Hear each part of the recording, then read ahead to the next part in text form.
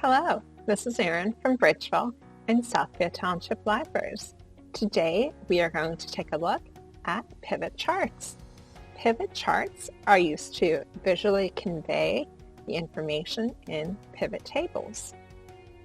They differ from traditional charts in that not all traditional charts can be used to convey the information in a pivot table.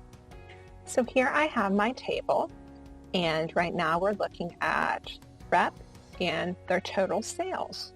So if I want that to be in a pivot chart, I'm going to come up here to Pivot Table Tools and click on Analyze.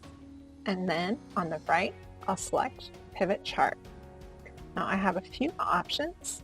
The first 5 are my most likely, but if I go down to, say, Sunburst, it tells me that I can't create this type of chart with data inside a pivot table. So I have to choose another option. So I can look at a column chart, a line chart. I like that pie chart, so we'll go with that option. And now I have this visual representation of my data.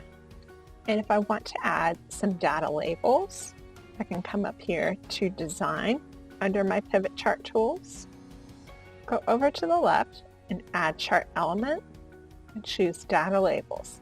And now I'll put them on the outside edge. Now if I decide that I want to look at a different series of data in chart form, I can come over to my Pivot Chart fields and just unselect those. And then perhaps I look at region and the units sold in the region. So now I can see that the central region sold the most units. And that is just how you use pivot charts to display the information in a pivot table. Thank you for tuning in and have a great day, everyone.